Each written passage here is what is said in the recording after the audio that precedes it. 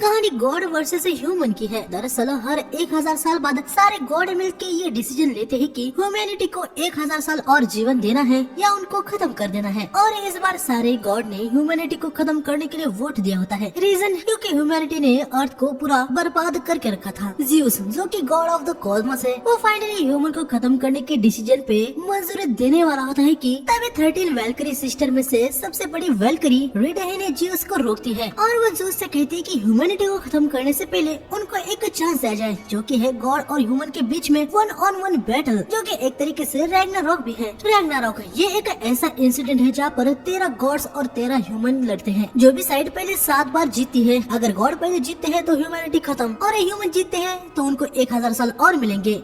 रिडे की God versus human की बात सुनने के बाद यहाँ पर सारे गॉड उस पे हंसने लगते हैं, क्योंकि गॉड्स को लगता है कि भाई ह्यूमन उनका क्या ही उखाड़ लेंगे। रिडे ने चिल्लाते हुए कह रहे होते हैं कि कहीं ऐसी तो बात नहीं है कि गॉड ह्यूमन से फाइट करने में डरते हैं। ये सुनने के बाद सारे गॉड को हद से ज्यादा ही गुस्सा आ जाता है और रिडे का प्लान यहाँ पर भाई कामयाब हो जाता है। ज़्यूस रिडे से कहने लगता है कि उसका आइडिया उसको काफी ज्यादा अच्छा लगा और रिडे के प्रपोजल को एक्सेप्ट कर लेता है। और एक दिन सारे गॉड्स अब गॉड वर्सेस ह्यूमन की बैटल के लिए एक्साइटेड थे। ह्यूमन के साइड से 13 ह्यूमन को चुनने का काम रिडे करने वाली होती है। इसके बाद हमें वैलहला के एरेना में दिखाया जाता है, जहाँ पर फर्स्ट बैटल होने वाली होती है। गॉड की तरफ से गॉड ऑफ थंडर थॉर होता है और ह्यूमन की तरफ से चाइनीज हीरो में सबसे पावरफुल लू वू होता है। लू वू बचपन से ही बहुत ही ज्यादा स्ट्रॉन्ग था, जिसे किसी से भी वो लड़ा और सबको उसने हरा दिया। अपनी पूरी जिंदगी वो अपने से स्ट्रॉन्गर ओपोनेंट को ढूंढता रहा। पूरे चाइना में उसका नाम फैल गया। उसने अपने साम्राज्य को बनाया, उसके फॉलोअर्स बढ़े। 30 साल लगातार अपने से स्ट्रॉन्गर ओपोनेंट ना मिलने के बाद लू वू समझ गया कि अर्थ पे उससे स्ट्रॉन्गर कोई भी नहीं है और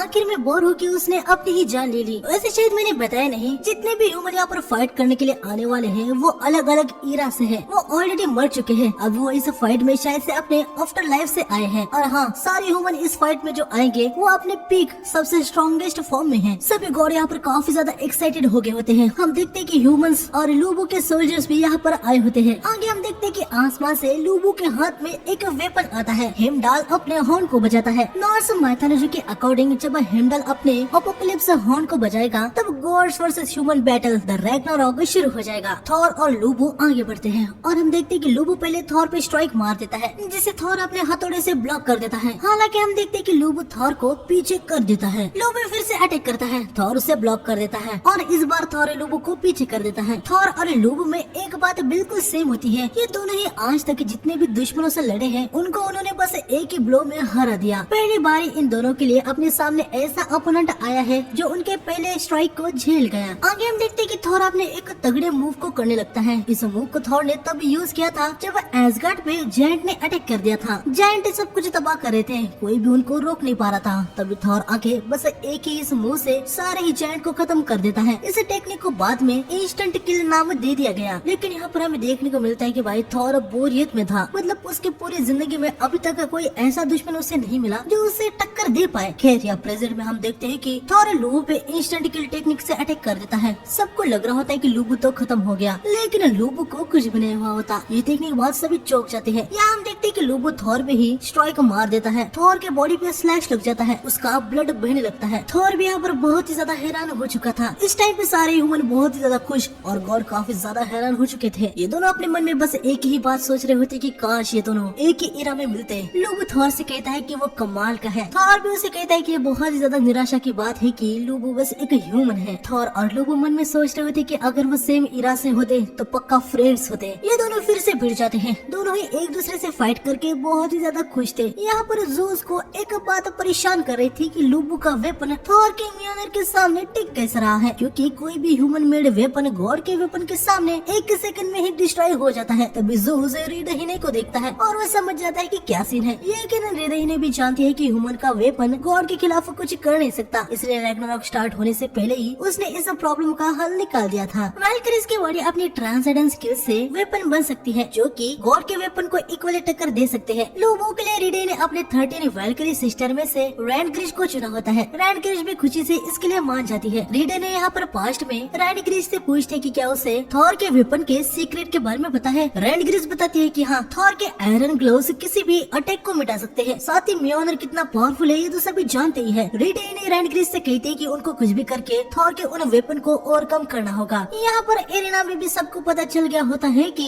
आखिर लोबो के पास का वेपन थॉर के वेपन के सामने टिक्के से पा रहा है। रेनग्रिज ने लोबो के मेमोरी को एब्जॉर्ब करके उसके लिए एक परफेक्ट वेपन में ट्रांसफॉर्म हो जाती है। ये जो प्रोसेस है इसे वेलुंडर कहा जाता है। लोबो थॉर के ग्लव्स पे स्ट्राइक मार देता है और हम देखते हैं कि वो टूटने लगते हैं। नॉर्स माइथोलॉजी के अकॉर्डिंग म्योनिर बहुत ही ज्यादा पावरफुल वेपन है। उसकी हीट से प्रोटेक्ट करने के लिए थॉर को इन जायंट ग्रैपलर ग्लव्स को पहनना पड़ता था और हम देखते हैं कि वही ग्लव्स यहाँ पर अभी टूट जाता है। सारे गॉड ये देखने के बाद बहुत ही ज्यादा पैनिक हो जाते हैं। ये दोनों बहुत ही ज्यादा खुश हो जाती हैं। लोबो थॉर पे और स्ट्राइक मार के उसे पीछे कर देता है, लेकिन तभी हम देखते हैं कि म्योनिर बहुत ही ज्यादा हीट होने लगता है और उसके अंदर से दिल धड़कने जैसी आवाज आने लगती है। थॉर म्योनिर के पास आता है। आखिरकार तुम जागे गए हाँ म्योनिर। हम देखते हैं कि म्योनिर टूट जाता है। उसके अंदर से फ्लैश जैसा मटेरियल पल्स होने लगता है। गोली देख के बहुत ज्यादा डर जाती है। वो कह रही होती है कि आखिर वो क्या है। यहाँ पर ज़ूस बहुत ज्यादा खुश हो गया होता है कि फाइनली म्योनिर अवेक हो चुका है। जायंट ग्रैपलर ग्लव्स की कहानी में एक मिसअंडरस्टैंडिंग है। वो ग्लव्स थॉर के म्योनिर की पावर को प्रोटेक्ट करने के लिए नहीं, बल्कि वो ग्लव्स म्योनिर के अवेक होने से पहले उसे क्रश करने के लिए थे। यानी एक प्रकार से कहा जाए तो वो थॉर की फुल पावर को रोकने के लिए थे। थॉर यहाँ पर अपने दूसरे ग्लव को भी निकाल देता है और म्योनिर को उठा लेता है। क्या नाम था तुम्हारा? हाँ लोबो, मेरे पास तुम्हारे लिए एक फेवर है, प्लीज मरना मत। थॉर म्योनिर को चार्ज करके लोबो की तरफ फेंकता है, लेकिन लोबो इसे भी डॉज कर देता है और वो थॉर पे स्ट्राइक मारने के लिए आ रहा होता है, लेकिन म्योनिर फिर से पीछे से लोबो की तरफ आने लगता है। लोबो इस बार भी उसे डॉज कर लेता है। थॉर म्योनिर को पकड़ के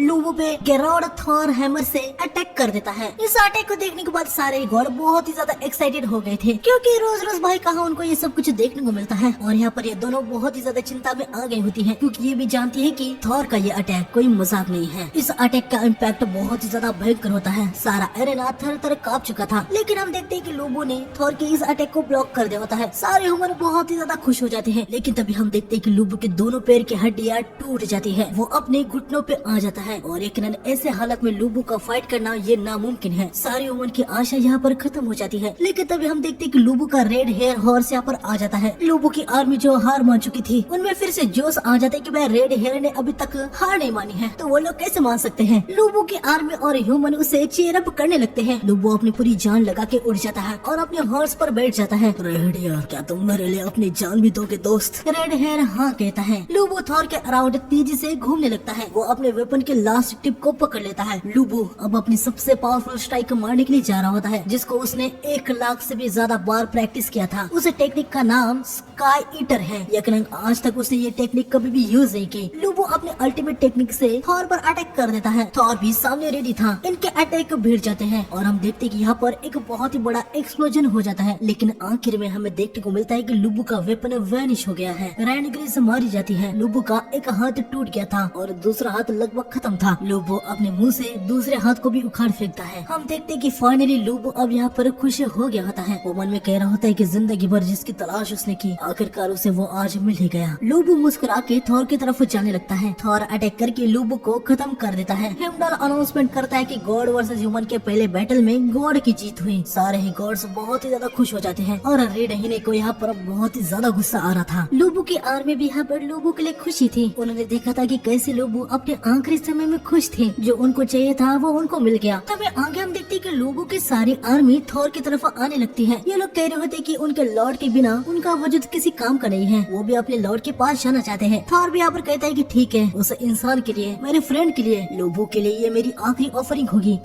तो इसी वजह सिंह के साथ हमारा ये एपिसोड यहीं पे खत्म हो जाता है। तो आपको ये एपिसोड कैसा लगा कमेंट में जरूर बताइएगा। तब तक के लिए बाय बाय, टेक केयर।